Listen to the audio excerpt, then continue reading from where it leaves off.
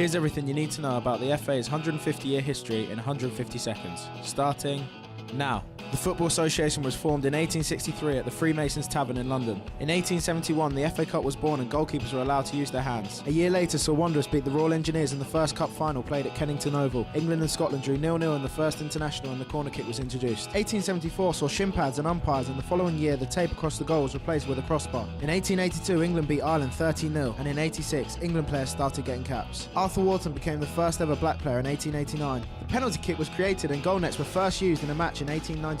In 1899, England travelled to Germany for the first overseas international, and the FA announced it was to become a non-profit organisation. The FA entered a football team into the London Olympics in 1908 and became football's first gold medalist. The transfer deadline was introduced in 1911, and 10 years later the FA said football was unsuitable for women. In 1923, Bolton Wanderers beat West Ham 2-0 in the first ever match at Wembley, and Wembley saw its first ever international match the next year. In 1930, England decided not to travel to the first World Cup in Uruguay. 2 years later, the FA launched its first coaching and training courses with instructional classes for boys. 38 saw the first fully televised FA Cup final when numbers were added to players' shirts in 1939. All competitions were suspended for World War II, and the FA donated sports equipment to the prisoners of war in 1943. Walter Winterbottom became England's first manager in 46. 1953 was the year of the Stanley Matthews final, and a year later football was played on the floodlights for the first time. Billy Wright reached 100 caps in 1959 and the maximum wage was abolished in 61. 1966, England won the World Cup on home soil thanks to Sir Geoff Hurst's hat-trick. In 1970, Gordon Banks made this save from Pele, and we saw the first women's FA Cup final in 71. There was a giant killing in the FA Cup when Ronnie Radford scored this belter for Hereford against Newcastle. Trevor Francis went for a cool £1 million in 79, and 2 years later the FA Cup reached 100, and there was now 3 points for a win. 86 saw the hand of God from Maradona, and in 89 tragedy at Hillsborough led to all-seated stadiums. Gaza became a national treasure during Italia 90 despite losing to West Germany on penalties. The Premier League was formed in 92, and a year later the FA took over the running of the women's game. Football fever gripped the nation, but England lost to Germany on penalties again during Euro 96. 98, Hope Powell became England women's national coach, and Michael Owen scored this goal at the World Cup. Sven became England's first foreign manager in 2001. Beckham did this against Greece, and England did this against Germany. His Royal Highness Prince William became the FA president in 2006, and a year later, Wembley Stadium opened. England were robbed in the 2010 World Cup, and the FA launched the Women's Super League the next year. In 2012, Team GB football teams competed in the London Olympics, and the new National Football Centre, St George's Park, opened its door to the future of English football.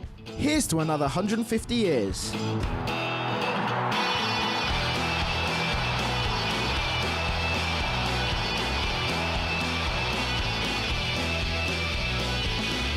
I'm your host, The Ox, aka Alex Oxlade-Chamberlain. Hopefully I'll be around for a few more.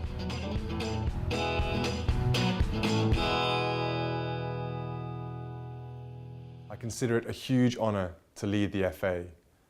It is an organisation which reaches every community, bringing the simplest enjoyment to people of all ages and all abilities. Over 150 years, football has become part of the very fabric of our society, and I hope the year ahead will allow us to celebrate every aspect of this great game.